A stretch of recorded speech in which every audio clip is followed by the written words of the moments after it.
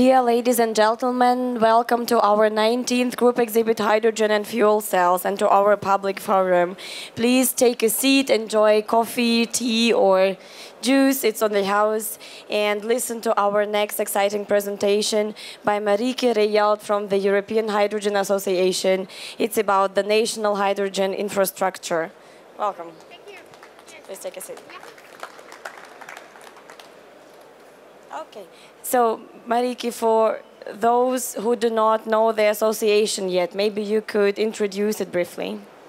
Yes, I think we are since 2000, so we started in an historical year, an association of national associations, and that was in 2000 still 5, 6 national associations. We are now 21. Of course, in Europe, you like to cover all member states, so we still have some to run. But I think in these, well, over 10 years, and not always in easy economic times, we are quite excited that this is still growing. I think every year we see now 1 or 2 new organizations. The latest was the Romanian association who joined this year. But in our stand, we have also the Latvian Association. And I think a lot of people who come here every year and see the regular exhibitors might indeed see this interest also in new member states and a lot of active and enthusiastic stakeholders taking up, like as it started for most of us around 2000 with these associations to make hydrogen a reality in their countries. Good. So the topic is national hydrogen infrastructure. What nations are we talking about? Well, as I said, to 21, if you come to our stand, you see how we are spread now with these activities around Europe. And I think also yesterday's session on national association development, of course, highlighted the frontrunners and the well-organized organizations. But I think we experience in our daily work in the EHA how many stakeholders actually now in Europe are involved. We are covering with our national associations over 300 companies in Europe alone, which compared to all the other activities in the world, I know is a significant number. And my colleague Jo Leinen in Brussels should really highlight these aspects of European industry that is in all countries, I would say, indeed active in moving this topic forward, which we all know is quite a challenge. And who are the forerunners? Which countries are ahead and how developed they are? Maybe you could compare them to Germany? Well, I think apart from talking about the frontrunners, we see a lot of frontrunners, of course, here, although the national programs that are becoming important now over the last years, including my own little country, I'm from the Netherlands, with EHA and a partnership that we supported since its inception about 5 years ago, a regional partnership that started with 9 active regions in a few countries higher, that is now also looking at 40 active regions in this field with their local industries, making infrastructure strives quite significantly at the moment. That we are looking in Europe now with UK, with Switzerland, with France, and indeed the Netherlands, to strategic national hydrogen infrastructure development plan preparations. That is, since I was involved in the European activities, also in the Netherlands, still quite a dream only a few years ago that ministries started to put aside manpower and time to think out a strategy for hydrogen development. So apart from the frontrunners, the obvious ones, France, UK, although France is really a development, I think, we all feel over the last year. Thanks to the hard work of, and the big company, of course, that is supporting this Air Liquide in France, but also a lot of innovative French small and medium-sized businesses. Okay, and how to get other countries more involved, how to encourage them to put more effort into promoting the infrastructure?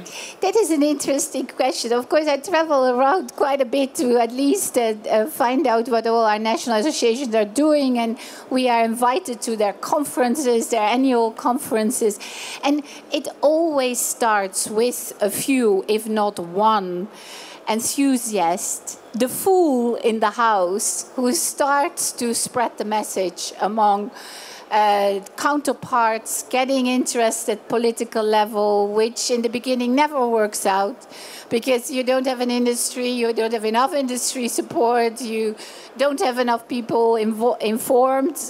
If they are informed, the first thing they pick up is that it's still expensive. So this is not an easy value proposition. But always, and that is what you see in an organization like EHA too, these national associations in itself, when they are setting up, you have to understand an association is not something you start with one. So all these national associations with one fool come to some kind of stakeholder community. And especially in the beginning, these are so committed, hardworking, enthusiastic, well-informed people who are also, of course, visitors to this exhibit as well. I see a lot of counterparts coming who cannot afford to pay a stand at the HANNOVER MESSE, but are checking out what's going on and trying to interest companies, of course, also to come to their countries or cities that are involved. But it really depends on, I think, a commitment and also increasingly, of course, the perception that hydrogen will play a role. I don't think it's a question anymore, even in Brussels, what we have seen over the last year, which is an impressive improvement in the hydrogen visibility in the dossiers. I think every year we have, in these public forums, expressed the wish that hydrogen appears in text of European regulation and directives. And that finally now starts to appear, even though we have a great big program, like that's not common in the rest of the world as well, a ring-fenced program of budget in the joint undertaking for fuel cells and hydrogen. And it still needs a lot of political clout, which is now coming to some kind of reality. Okay, and yeah, so it is the reality that hydrogen is going to come, and the infrastructure is necessary, but we do not have sufficient infrastructure. Where is the problem? Why is it not there yet? Well, I don't think it's a problem. It's just that hydrogen is a new alternative fuel. If you look at the Clean Power for Transport package, we are looking at all kinds of alternative fuels. And politicians want to stay technology neutral. I think in the first place, because all politicians of all the topics have a general knowledge about what a fuel can do or not. So it's very difficult for them to stand behind one fuel and say, now we push it, and now in every country we need to have this network in 2-3 years. And we all know, and all, I mean all, you, me, everybody here at the Hanover Fair, we are still going to showrooms of cars and buying an efficient, hopefully, but conventional car. There are very few of us, even in our sector, driving a zero-emission car, including myself. I'm from the Netherlands, so I bike. So Preferably, I don't drive a car. But in general, the number of people driving these alternative cars in Brussels is limited. So the push for change on large scale needs to come from EU and national government support. And we have it now. The Clean Power for Transport package at least is a first step towards hydrogen infrastructure network development. By 2020, that means only 7 years. What is 7 years? It's really nothing. No, I mean, I have been 6 years in Brussels, which seems 6 long years of lobbying this topic. But 7 years is nothing. And in the countries that are starting already with infrastructure development, we need to have a network to have these vehicles going around in 7 years. So it's coming. It's still way too slow. I'm way more impatient than even you are here. But the Clean Power for Transport package, we should realize, all of us as European citizens, that this is the first dossier where hydrogen has a full article in a proposal for a directive. And if it's not historic, that's important, but we need to live up to it. And that's all of us. That's not only Mr. Leinen in the Parliament, that is Mr. Oettinger, that is Mr. Kallas as commissioners responsible for this topic, but it's also all of us. We have to get this message out that we expect to have these clean vehicles and zero emission in all of our cities. And we have the technology, it's all around, we can do it. And we have to commit ourselves to do this in 7 years, which is a magic number. So I'm sure if we get behind it, all of us, we will. Okay, thank you. Well, I have one more question, a bit different topic. It's the mobility of the future. It's not only hydrogen or fuel cell, it's also battery or other alternatives. So what is the reaction to sort of joining the different technologies, integrating different technologies?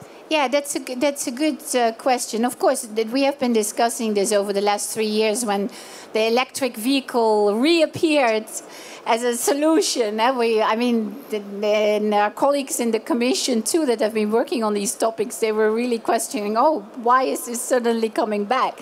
But yeah, we needed support for our car industry, of course, in the last couple of years, and that can only in Brussels be linked to sustainable and green. So what models were almost ready to run and could be put on the street quickly. So no, it's great that we have the zero emission focus of car companies again.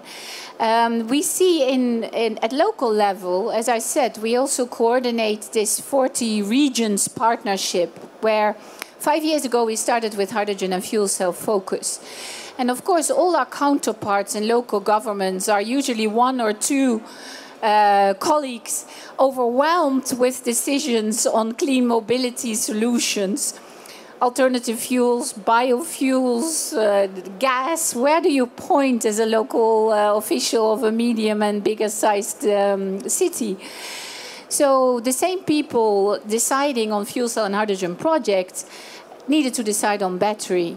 And for the Commission, it was clear that this take-up of these technologies, of course, happens first in these local communities. And with HIRE, we realized that these complementary technologies, because we are talking electric powertrains, new infrastructure that we needed, could very well best compared in this kind of partnership. But also the Commission recognized that, so they invited HIRE to broaden the focus. So in the 40 regions, we now have a possibility of looking at which technology, battery-powered or fuel cell-powered vehicles, buses, car fleets, taxis, fit best. And I think with the experiences now that with HIRE we are collecting in the so-called Electromobility Observatory, the European Electromobility Observatory that was established last December, we will have in a very short time a good overview of what is working and what's not. What are the business cases that we can communicate to other cities, to other national governments, to really accelerate the stuff, to work towards this 7-year goal. But it's true, we have to still compare. None of us have experience in cities with large number of battery cars. Where do we park them? How do we charge them? We have none experience with fuel cell and hydrogen infrastructure. So let's compare where they fit. I mean, it's great that at least we have some producers making them. So let's see where this goes. Yeah. Okay, Marieke, thank you very much. Thank you very much. Do you have any questions? Anybody in the audience? No. Then, Marieke, thank you very much. Please help me say thank you for this interesting presentation. Thank you.